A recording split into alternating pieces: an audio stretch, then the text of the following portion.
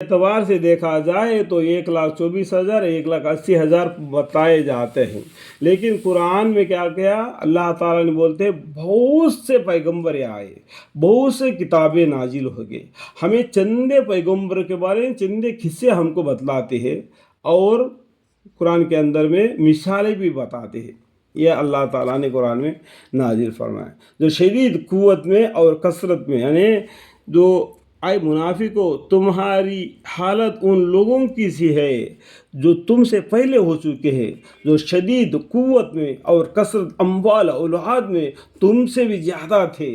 देखो उनका का ताकत भी ज़्यादा था, वो बड़े ऊंचे भी थे और उनके औलाद भी बहुत थे और उनकी बीवियाँ बच्चे भी थे। उन लोगों में नहीं ज़मीन को जोता जिस तरीके से हम आज ज़मीन को जोत कर अनाज पैदा करते थे, लेकिन उन्होंने अल्लाह का हुक्म माना नहीं, नाफरमानी किया, तो उन्होंने अपने दुनिया हिस्से से खूब फ़ायदा हासिल किया। तो तुमने भी अपने दुनिया हिस्से से खूब फ़ायदा हासिल किया, जैसा कि तुमसे पहले लोगों ने अपने हिस्से से फ़ायदा हासिल किया था। देखो आयतों का मानी खुल्लम खुल्ला है। अरे मुसलमानों, कुरान को डरना नहीं, कुरान हमारी हिदायत के लिए नाजिल किया गया है। कुरान को पढ़ना हुबहुब है मानी, कुछ आयतों का मानी दबी भी है, उनको याद रख लो, छोड़ लो। जब वो लोग आएंगे जो इल्म वाले, उनसे पूछ को पता करेंगे कि इनका मानी क्या है। नहीं तो कोशिश करना आपने क़सासुल अंबिया से, बहिश्त जेवर से और भी पुराने ज़माने की खुतबे की किताब है उनसे भी मानी को देख लेना।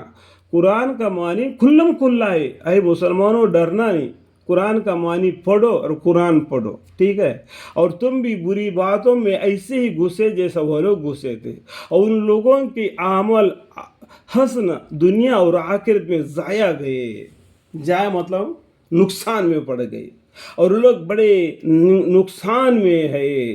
क्या उन लोगों को उनके अज़ाब व हलाक की खबर नहीं पहुंची? दुनिया में पैगंबर के जरिया उनको बतलाया गया, बतलाने के बावजूद भी अपने पाँव पर अपने कुराड़ी मार लेता है, तो हमें क्या करेंगे?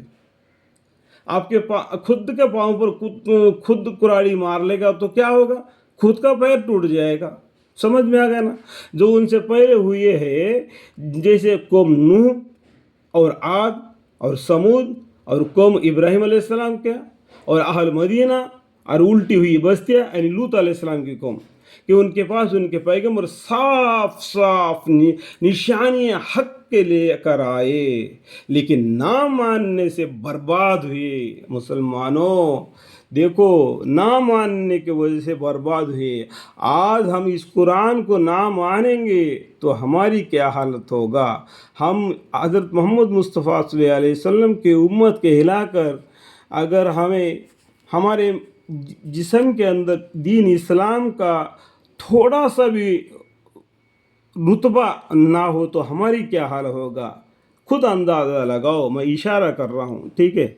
इस बर्बादी में अल्लाह ताला ने उन पर जुल्म नहीं किया, लेकिन वह खुद ही अपने जानों पर जुल्म करते थे।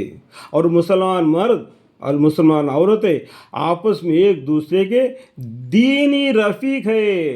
देखो मुसलमान मर्द मुसलमान औरतें आपस में एक दूसरे को मदद करने वाले। ये किस लिए? ये तौफीक कलमा तैयब से मिला। हम मुसलमान हो गए तो दीन के बारे में बाहम रफ़ीक है, एक दोस्त है, चाहे अमेरिका का हो चाहे कहीं का भी हो वर्ल्ड में, वो मुसलमान है, कलमा पढ़ लिया तो हमारा भाई है, हमारे जिस्म का एक हिस्सा है। समझ गया? नेक बातों की तालीम देते हैं और बुरी बातों से मना करते हैं, नमाज की पाबंदी रखते हैं और ज़कात देते हैं। ज़कात के बारे में एक हुक्म ज़्यादा आ गया। नमाज के बारे में 303 मरतबा आया तो ज़कात के बारे में 304 मरतबा आया, ठीक है। और अल्लाह और उसके रसूल सल्लल्लाहु अलैहि वसल्लम के कहना मानते हैं, अल्हम्दुलिल्लाह, उन लोगों पर ज़रूर अल्लाह ताला रहमत करेगा। आमीन। अल्लाह मग़फ़िरली। बिलाशा अल्लाह ताला कादिर मतलक है, हुकमत वाला है। अल्हम्दुलिल्लाह। अल्लाह ताला ने मुसलमान मर्दों और मुसलमान औरतों से اپنے باغوں کا الحمدللہ یعنی جنت کا وعدہ کر رکھا ہے، جن کے نیچے سے نہریں چلتی ہوں گی. جو نہریں کے بارے میں بتایا نا، جہاں پانی جب اچھا ہوگا وہاں پیداوار زمین کا بھی اچھی ہوتی ہے. جنت کے اندر 4 نہریں ہیں، ان کے بارے میں سورہ محمد میں آیا ہے. ٹھیک ہے، چلتی ہوں گی جن میں وہ ہمیشہ رہیں گے، اور نفسی مکانوں کا جو کہ ان میں ہمیشگی کے باغوں میں ہوں گے. ان نعمتوں کا ساتھ اللہ تعالیٰ کی رضامندی، اللہ کی راضی سب نعمتوں سے بڑی چیز ہے. الحمدللہ الحمدللہ، یہ جزائے مذکورہ بڑی کامیابی ہے.